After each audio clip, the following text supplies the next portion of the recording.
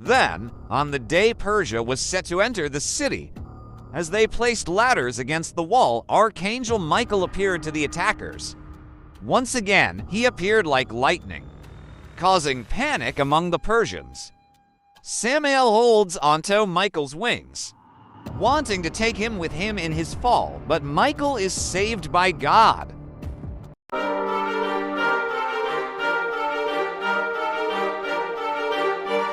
Michael is the chief of the angels, or the leader of the heavenly army mentioned in Revelation 12-7. Michael means who is like God, or similar to God, given his dominant role related to violence and warfare.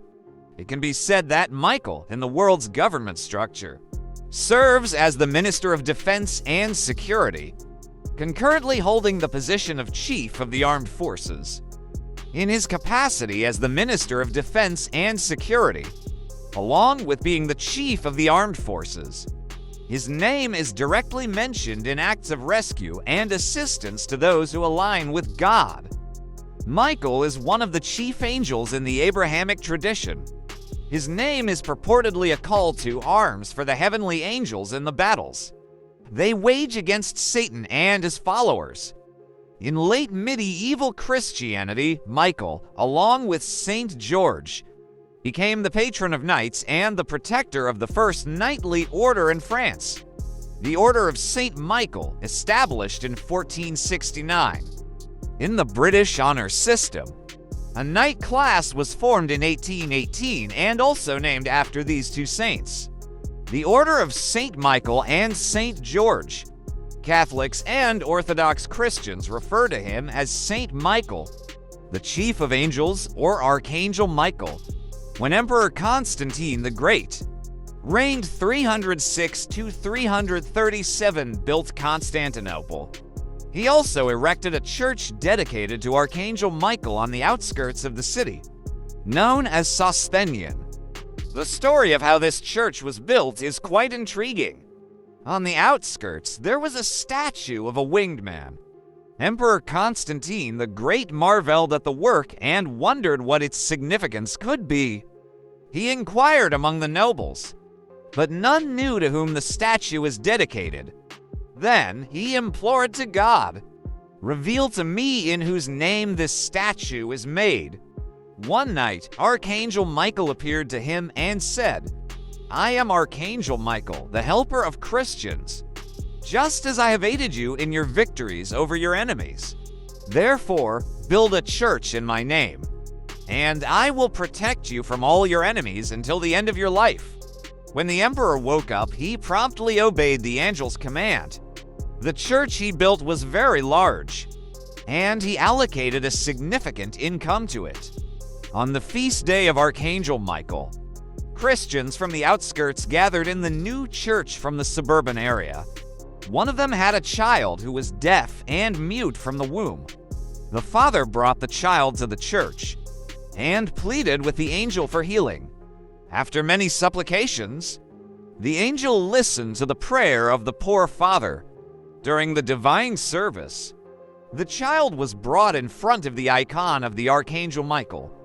When the deacon was about to say, "Let us attend," followed by the priest saying, "Holy things for the holy," the child instead spoke and said, "Let us attend." From that moment on, he was healed. His father returned every year to commemorate and express gratitude to the Archangel Commander. The salvation of Constantinople from the threats of the Avars, Persians, and Arabs. The Avars, a cavalry army, came to conquer Constantinople armed with swords, long spears, and reflex bows to gain an advantage. At that time, the hierarchy gathered the faithful of the city, and they went to the church of Archangel Michael, where they pleaded with God to be saved from captivity by the barbarians. As the Avars were about to enter the city, Archangel Michael, like lightning, appeared among them. Due to intense fear, many Avars fell to the ground with their faces, while others fled. That same night, the angel appeared to the Avar Khan and said, "Leave immediately with your entire army, or tomorrow you will die along with your troops." Frightened, The Khan left with his entire army on the same night and returned to his homeland. At another time, Persian forces gathered and besieged Constantinople. They camped outside the walls, blocking food and supplies from entering the city. The inhabitants were in danger of starvation. With hope only in God, they also remembered the previous miracles performed by Archangel Michael. The people went to his church and pleaded with him to perform a miracle as before.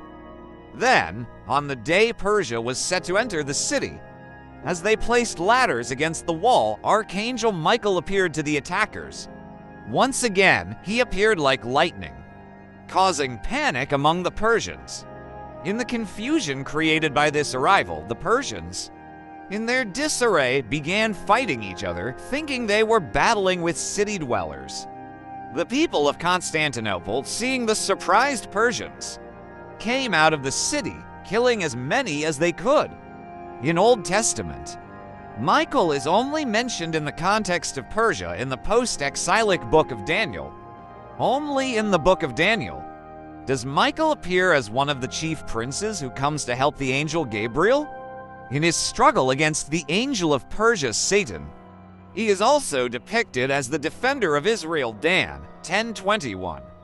According to Jewish rabbinic tradition, Michael acts as the defender of Israel, and sometimes has to battle against the kings of other nations, Daniel 10:13, especially with the angel Samael, Lucifer, the accuser of Israel. Michael's enmity with Samael, Lucifer dates back to when he was expelled from heaven. Samael holds onto Michael's wings, wanting to take him with him in his fall, but Michael is saved by God. The rabbis state that Michael began his role as a defender since the times of the biblical patriarchs. According to Rabbi Eliezer ben Jacob, Michael is the one who freed Abraham from the fire when he was cast into it by Nimrod. Midrash Genesis Rabbah. Michael is also the fugitive Gen 14:13 who informed Abraham that Lot had been captured Midrash Perk and protected Sarah from the harm that Abimelech intended. He announced to Sarah that she would bear a son, and rescued Lot from the destruction of Sodom, Talmud BM 8:6b. It is also said that Michael prevented Abraham from sacrificing Isaac by substituting a ram and saved Jacob while he was still in his mother's womb from being killed by Samael Midrash Abkir. Later, Michael prevented Laban from harming Jacob Midrash Perk. According to a source, Michael wrestled with Jacob and later blessed him Targum Pseudo-Jonathan. Midrash Exodus Rabbah states that Michael fulfilled his role as the defender of Israel during the Exodus from Egypt when Satan, as an adversary, accused the Israelites of idol worship, claiming they deserved to die by drowning in the Red Sea.